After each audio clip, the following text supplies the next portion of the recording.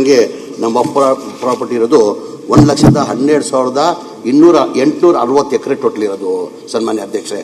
ಅದ್ರಲ್ಲಿ ನಮ್ಮ ಕೈಲಿರೋದೇ 20,054 ಮಾತ್ರ ನಮ್ಮ ಕೈಲಿರೋದು. ಎಲ್ಲ ಎನ್ಕರೇಜ್ ಭಾಳಷ್ಟು 17,969 ಎಕರೆ ಎನ್ಕರೇಜ್ಮೆಂಟ್ ಆಗಿದೆ. ಆಮೇಲೆ ಇಮಾಮ್ ಅಬಾಷನ್ ಲ್ಯಾಂಡಲ್ಲಿ 47,263 ಎಕರೆ ಹೋಗಿದೆ. ಲ್ಯಾಂಡ್ ರಿಫಾರ್ಮ್ ಆ್ಯಕ್ಟಲ್ಲಿ 23,627 ಎಕರೆ ಆಗಿದೆ. ಹಾಗಾಗಿ ನಮ್ಮ ಸರ್ಕಾರ ಬಂದಾದಮೇಲೆ ನಾನು ಮಂತ್ರಿ ಆದಮೇಲೆ ಅದಕ್ಕಂತಾನೆ ಇಲ್ಲಿ ಎಲ್ಲಿರಲಿ ಇಡೀ ರಾಜ್ಯದಲ್ಲಿ ಎಲ್ಲೆಲ್ಲಿ ಎನ್ಕರೇಜ್ಮೆಂಟ್ ಆಗಿದೆ ಆ ಎನ್ಕರೇಜ್ಮೆಂಟ್ನ ತೆಗಿಬೇಕಂತ ನಾನು ವಫ್ ಅದಾಲತ್ ಮಾಡಿದೆ. ನಮ್ಮ ಅಶೋಕನ ಕೇಳಿಸ್ಕೊಳ್ಬೇಕಿದ್ದು. ಈಗ ಅವ್ರು ಹೇಳ್ತಾ ಇರೋದು ಪ್ರಶ್ನೆಗೆ ನಿಮ್ಗೆ ಹೇಳ್ತಾ ಇರೋದು ಪ್ರಶ್ನೆ ಬೇಡ.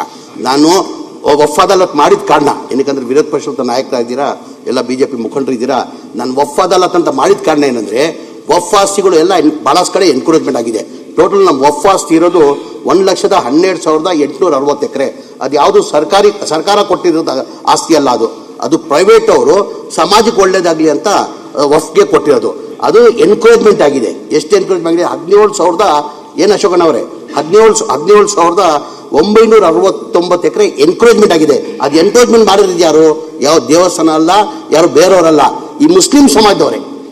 ಈಗ ಅಫ್ಜಲ್ಪುರಲ್ಲೂ ಎನ್ಕರೇಜ್ಮೆಂಟ್ ಏನು ಮಾಡ್ಕೊಂಡಿದ್ದಾರೆ 30 ಪ್ರಾಪರ್ಟಿದಲ್ಲಿ, ಅದು ಬೇರೆಯವ್ರು ಯಾರೂ ಇಲ್ಲ, ಮುಸ್ಲಿಂ ಅವರೇ ಎನ್ಕರೇಜ್ಮೆಂಟ್. ಆ ಎನ್ಕರೇಜ್ಮೆಂಟ್ ತೆಗಿಬೇಕಂತಾನೆ ನಾನು ವಫ್ ಅದಾಲತ್ ಅಂತ ಮಾಡಿದ್ದೆ. ತಾವು ಅದಕ್ಕೆ ದೊಡ್ಡ ಬೆಲ್ಗಾಲಮಲ್ಲಿ ರಂಪ ಮಾಡಿದ್ದೆ. ಅದೇ ಇಲ್ಲ ಹೇಳ್ತಾ ಇರೋದು ಪ್ರಶ್ನೆ ಹೇಳ್ತಾ ಇರೋದು. ಅದು ಮಾಡಿದ ಹಿನ್ನೆಲೆ ನಾನು ಹೇಳ್ತಾ ಇರೋದು ಸನ್ಮಾನ್ಯ ಅಧ್ಯಕ್ಷರೇ. ಆ ಮಾಡಿದ ಕಾರಣಕ್ಕೆ ಇವತ್ತು ಇನ್ನು 30 23 ಸಮಸ್ಯೆನ ಬಗೆಹರಿಸಿದೀನಿ. 7 ಇದೆ, ಅದು ಆದಷ್ಟು ಬೇಗ ನಾವು ಮಾಡ್ತೀವಿ ಅಂತ ಹೇಳಕ್ ಬಯಸ್ತೀನಿ. ಅಧ್ಯಕ್ಷರೇ ನನ್ನ ಹೆಸರು ಹೇಳಿದ್ರಲ್ಲ, ಪ್ರತಿಪಕ್ಷ ನಾಯಕರು ಇಲ್ಲ ಏನಿಗೆ ಮಾಡಿದೆ ಅಂತ ಹೇಳಿರೋದು ನಿಮ್ಗೆ. ನಾನು ಸುಮ್ಮನೆ ಕೂತ್ಕೊಂಡ್ರೆ ನೀವು ಒಪ್ಕೊಂಡಂಗೆ ಅಂತ ಅವ್ರದ್ದು ಅಷ್ಟೇ. ಹುಷಾರಾಗಿ ಮೊದಲೇ ನೋಡಿ ಹೆಂಗೆ ಕೆವಿಯಟ್ ಹಾಕಂತಾರ ಅವರು. ಒಪ್ಪದವ್ರು ಎಲ್ಲಿಲ್ಲ ಇಲ್ಲ, ನನ್ನ ಕಾರಣ ಯಾವ್ದಕ್ಕೋಸ್ಕರ ಅವಶ್ಯಕತೆ ಇಲ್ಲ. ನಾನು ಸುಮ್ಮನೆ ಕೂತ್ಕೊಂಡ್ರೆ ಅಕ್ಸೆಪ್ಟೆಡ್ ಅಂತಾನೆ ಅರ್ಥ ಅವ್ರದ್ದು. ನಾವತ್ತು ಆ ಪ್ರಶ್ನೆ ಅಲ್ಲ. ಈಗ ನನಗೂ ಗೊತ್ತಿದೆ ಕಲಬುರಗಿ ಭಾಗದಲ್ಲೆಲ್ಲ ಮುಸಲ್ಮಾನರೇ ಕಬಳಿಕೆ ಮಾಡಿರೋದು, ಅದ್ರದ್ದೆಲ್ಲ ನಮ್ಮ ಪ್ರಶ್ನೆ. ನಾವು ಈಗ ಚಿಕ್ಕಬಳ್ಳಾಪುರದಲ್ಲಿ ವಿಶ್ವೇಶ್ವರಯ್ಯನವರು ಓದಿದ್ದು ಶಾಲೆನ ನಾನೇ ಹೋಗಿದ್ದೆ, ಅಲ್ಲಿ ಅದನ್ನ ವಕ್ಫ್ ಬೋರ್ಡ್ ಅಂತ ಮಾಡಿದ್ದಾರೆ. ಕೆಲವು ರೈತರು ಉಳುಮೆ ಮಾಡ್ತಾ ಹಿಂದೆ ಎಲ್ಲ ಏನು ಅಧ್ಯಕ್ಷರೇ, ಈ ದೇವಸ್ಥಾನಗಳು ಜಮೀನಿತ್ತು, ಲಕ್ಷಾಂತರ ಎಕರೆ ದೇವಸ್ಥಾನಗಳು ಮಾನ್ಯ ಜಮೀನಿತ್ತು ಹಿಂದೆ ಮಹಾರಾಜರು ಕೊಟ್ಟಾಗ. ಅದೇನ್ ಮಾಡಿದ್ರೆ ಉಳುಮೆ ಮಾಡ್ತಾ ಇದ್ರು, ಉಳುಮೆವನಿಗೆ ಭೂಮಿ ಅಂತ ಕೊಟ್ಬಿಟ್ರಿ.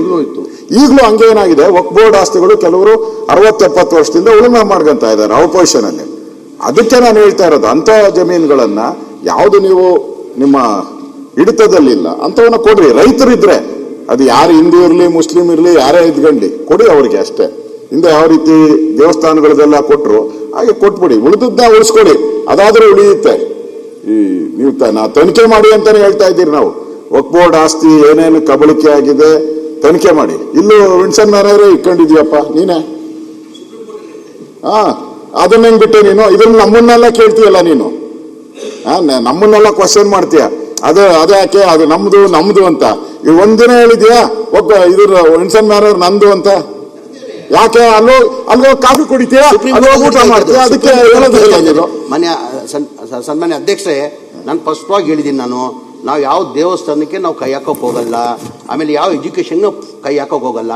ನಾವು ಯಾರು ಪ್ರಾಪರ್ಟಿಗಳು ಎನ್ಕರೇಜ್ ಮಾಡಿದ್ದಾರೆ ಪ್ರೈವೇಟ್ ಅವರು ಅಂದರೆ ಅದು ಹೇಳ್ತಾ ಇಲ್ವಾ, ಬೇರೆಯವರಿಲ್ಲ. ಇದರಲ್ಲಿರೋದು ಹೆಚ್ಚಿನ ಸಂಖ್ಯೆಯಲ್ಲಿ ಮುಸಲ್ಮಾನೇ. ಆ ಹಿನ್ನೆಲೆ ನಾನು